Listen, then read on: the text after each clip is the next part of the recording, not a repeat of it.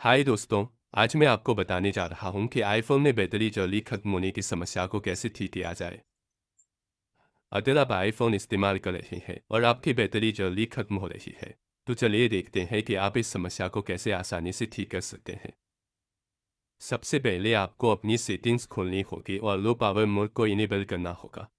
यहाँ सेटिंग्स खोलें, battery section में जाएं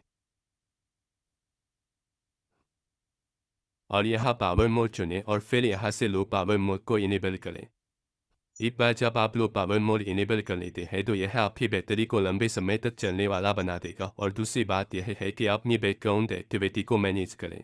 आप ऐसा करने के लिए आपको बस अपनी सेटिंग्स खोलनी होगी, जनरल में जाना होगा और यहाँ आपको बैकग्राउंड इंटरफेस सेटिंग्स को देखना होगा और आपको इस पर टैप करना होगा और फिर इसे यहाँ से बंद करना होगा। या अगर आप इसे बंद नहीं करना चाहते हैं तो आप इसे कस्टमाइज करके बंद कर सकते हैं या अलग अलग ऐप्स के लिए बैकग्राउंड इंटरफेस को डिसेबल कर सकते हैं, या आप अपने अनावश्यक ऐप्स के लिए भी ऐसा कर सकते हैं। तो उदाहरण के लिए मैं इसके लिए ये करने जा रहा हूँ। एक बार जब आप ऐसा कर लेते हैं तो आपको बस वापस जाना है। और तीसरी चीज़ है कि आपको अपनी डिस्प्ले सेटिंग्स को एडजस्ट करना होगा। तो आपको बस यहाँ वापस जाना है, एक्सेसिबिलिटी सेक्शन में जाना है और यहाँ से बस डिस्प्ले और टेक्स्ट साइज में जाना है और यहाँ आपको ऑटो लॉक चालू करना है। तो यहाँ बस ऑटो लॉक ऑप्शन देखें।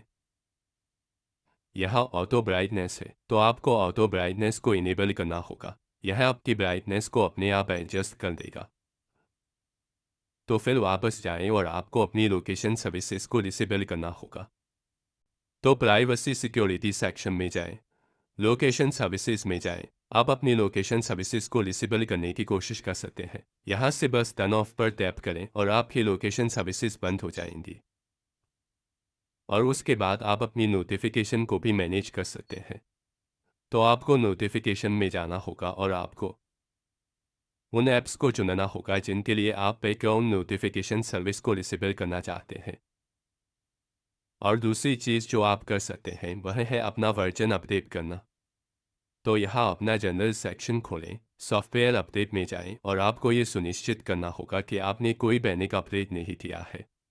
ऐसा इसलिए है क्योंकि आपके पेंडिंग अपडेट के लिए ज़्यादा बैटरी की ज़रूरत होती है। तो ऐसा करने के बाद आपको अपने ऐप्स को अपडेट करने की भी कोशिश करनी होगी। तो आपको बस वापस जाना है, अपना ऐप स्टोर खोलना है, ऊपर दाएं कोने में अपने प्रोफाइल विकल्प पर टैप करना है और यहाँ आपको अपने विभिन्न ऐप्स के लिए सभी लंबित अपडेट मिल जाएंगे। आपको बस सभी ऐप्स को एक साथ अपडेट करने के लिए इस अपडेट और विकल्प को चुनना है। और ऐसा करने के बाद आपको अपने आईफोन को फोर्स रिस्टार्ट करने की कोशिश करनी होगी। और अब ऐसा करने के लिए आपको जल्दी से वॉल्यूम अप फिर वॉल्यूम डाउन बटन को दबाकर छोड़ना है, फिर अपने पावर बटन को दबाकर रखना है और अपने फ़ोन की स्क्रीन पूरी तरह से काली होने तक इंतजार करना है। तो चलिए इसे जोड़ते हैं। आपको जल्दी से वॉल्यूम अप फिर वॉल्यूम डाउन बटन को दबाकर छोड़ना है, फिर अपने पावर बटन को दबाकर रखना है और अपने फ़ोन की स्क्रीन पूरी तरह से काली होने तक इंतजार करना है। और यहाँ एक बार जब आपकी स्क्रीन काली हो जाए तो आपको बस यहाँ एप्पल लोगो का इंतज़ार करना है। और एक बार जब आपको एप्पल लोगो मिल जाए तो आपको ये बटन छोड़ना है और अपने फ़ोन के रिस्टार्ट होने तक इंतज़ार करना है। तो रिस्टार्ट होने के बाद आपको अपने फ़ोन को अनलॉक करना होगा और आपको ये जांचना होगा कि आपकी समस्या ठीक हो गई है या नहीं। अगर फिर भी यह ठीक नहीं होता है तो आप कंट्रोल सेंटर से इस सेटिंग में मौजूद अनावश्यक फीचर को डिसेबल करने का प्रयास कर सकते हैं। तो मैं अपने वाईफाई आइकन को डिसेबल करने जा रहा हूं और ऐसा करने के बाद आपको वापस जाना होगा। आखिरी चीज़ यह है कि आपको अपनी सेटिंग ऐप खोलनी होगी और यहाँ बैटरी पर जाना होगा और आपको अपनी बैटरी की हेल्थ चेक करनी होगी। तो आप देख सकते हैं कि मेरी बैटरी की अधिकतम क्षमता 100% है। बैटरी की हेल्थ सामान्य है, लेकिन अगर आपको यहाँ कुछ और दिखाई दे रहा है, अगर आपको बैटरी का प्रतिशत 85% से कम दिखाई देता है, तो इसका मतलब है कि आपको अपने आईफोन की बैटरी बदलनी होगी।